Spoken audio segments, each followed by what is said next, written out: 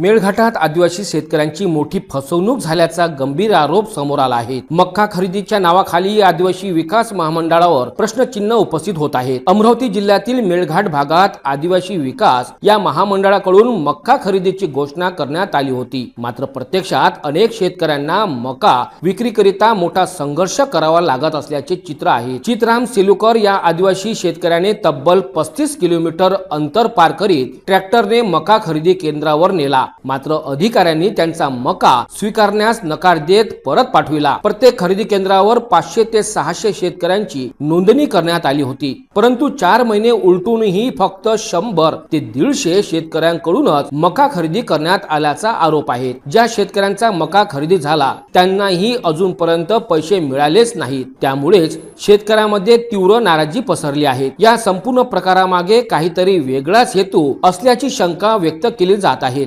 नोंदणीकृत सर्व शेतकऱ्यांकडून तत्काळ मका खरेदी करण्याची मागणी यावेळी करण्यात येत आहे। गरज पडल्यास आंदोलन छेडले जाईल आणि मका खरेदी न झाल्यास अधिकाऱ्यांविरोधात तीव्र भूमिका घेतली जाईल, असा थेट इशारा काँग्रेस ग्रामीण युवक जिल्हाध्यक्ष राहुल येवले यांनी दिला आहे। दरम्यान या प्रकरणात प्रशासन काय भूमिका घेणार आणि शेतकऱ्यांना न्याय कधी मिळणार याकडे सर्वांचे आता लक्ष लागले आहे। नमस्कार, मैं चित्राम सेलुकर और ये मेरे पिताजी है गंगाराम सेलुकर। हम गांव आवागढ़ से है और आज हम लोग आवागढ़ से सेमाडो में जो मक्का खरीदी केंद्र है वहाँ के लिए निकले थे।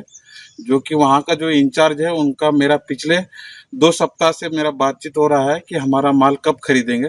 तो पिछले 2 सप्ताह से उनका एक ही जवाब है कि आप शाम को फ़ोन लगाओ, शाम को फ़ोन लगाओ। हर दिन शाम को फ़ोन लगाने के बाद सोमवार को उन्होंने कहा कि आप बुधवार के दिन आ जाइए। तो मैं आज बुधवार दिन सुबह मेरे गांव से 8 बजे से निकला हूं और अभी दोपहर का 1:30 बज रहा है। मैं 11 बजे माखला इस ठिकाने से पहुंचकर उनको मैंने फ़ोन लगाया। फ़ोन लगाने के बाद उनको सुबह में मैंने फ़ोन लगाया कि एक बार कंफर्म कर लिया जाए, लेकिन उनको फ़ोन लगा नहीं। उनका फ़ोन बहुत ज़्यादा व्यस्त बता रहा था। तो मैंने उनको 11 बजे के करीब फ़ोन लगाया। फ़ोन लगाने के बाद भी उनका कोई रिस्पांस नहीं था। फिर उनके को मैंने टेक्स्ट मैसेज किया।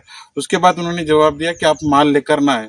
अब मुझे ये बताओ कि मैं सुबह से गांव से निकला हूं, अब बीच रास्ते में आ चुका हूं और उसके बाद वो बंदा बोल रहा है कि आपका जो भी इंचार्ज है मक्का खरीदी केंद्र का, वो बोल रहा है कि आपका मक्का आप लेकर ना आए। अभी हम 1:30 बज गए हैं। अब हमने पिछले 4 माह से ये हार्वेस्ट करके रखा है। अक्टूबर माह से आज है हमारा माल है और मैं हूँ और मेरे पिताजी है। अब ये ट्रैक्टर का भाड़ा, ट्राली का भाड़ा, हम लोग यहाँ पर आए, इसका दिन भर का हमारा ये हो गया। तो मैं प्रशासन से ये कहूँगा कि वो ये सारा समस्या का हल कीजिए। धन्यवाद। मेळघाटमध्ये मागील 4 महिन्यापासून मक्का खरेदी केंद्र आदिवासी विकास महामंडळातर्फे सुरू आहे, परंतु अद्यापही पूर्ण शेतकऱ्यांचा मक्का खरेदी करण्यात आलेला नाही आहे।